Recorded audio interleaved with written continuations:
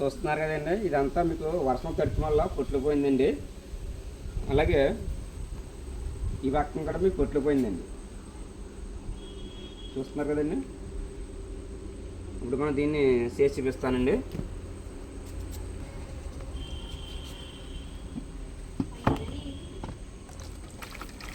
మూడు నీటిలో వేసానండి హాట్ వాటర్. తర్వాత ఇది బట్టల సోడా,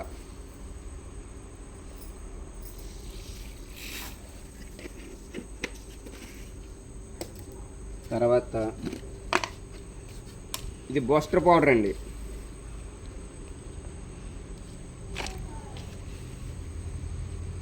రెండు పిటికలు వేసానండి.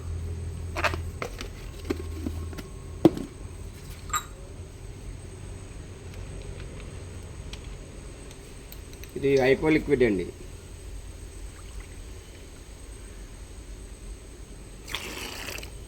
మీకు కొలత కోసం గ్లాస్ పెడుతుంది, అది ఉజ్జాపన వేస్తానండి.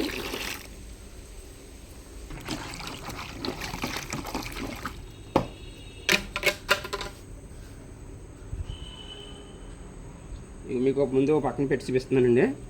ఇదిగోండి, చూసారా ఎంత బ్లాక్గా ఉందో.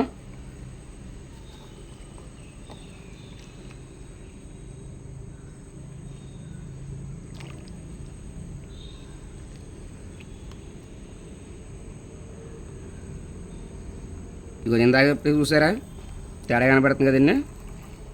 ఇప్పుడు మిగతా ఈ భాగం అంతా దీంట్లో ఇలా పెడుతున్నానండి.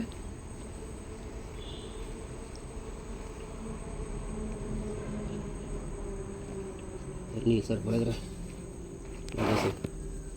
ఇలాంటి చూసారు కదండి, కేవలం మీకు 5 నిమిషాల్లో 80% పోయింది. మిగతా భాగం అంటే వాటర్ సరిపోక మీకు పోలేదండి. మీకు ఇది అలాగే లోపల భాగం ఉంది కదా, ఈ లోపల భాగం కూడా మీకు పవర్ చూపిస్తానండి.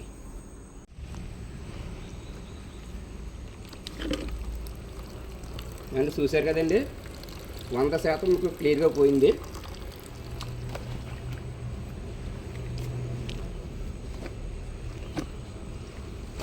ఇందాక వేసి చెప్పానండి, 3 లీటర్లు హాట్ వాటరు, 2 పిడికులు బూస్టర్ పౌడరు, 1 పిడికుడు బట్టల సోడా, 2 టీ గ్లాసులు ఐపో ప్లీస్ వేసానండి. కానీ మీరైతే ఈ విధంగా చేయొద్దు. ఎందుకంటే ఇది దీంట్లో ఒక పక్కన వైట్ కలర్ వచ్చింది, ఒక పక్కనేమో బ్లూ కలర్ వచ్చింది. కానీ కలర్ బట్టల మీద చేస్తే 100% మాత్రం కలర్ పోయే అవకాశం ఉందండి. మీరు ఎప్పుడు కూడా కలర్ బట్టల మీద ఇలాగ పొట్లు పోతే ఒక డ్రాప్ వేసి చెక్ చేసుకోండి. చెక్ చేసుకున్న తర్వాత కలర్ పోతలేదంటే ఈ విధంగా చేయండి. ఒకవేళ మీకు కలర్ పోతుందంటే దానికి వేరే ఆప్షన్ ఉందండి.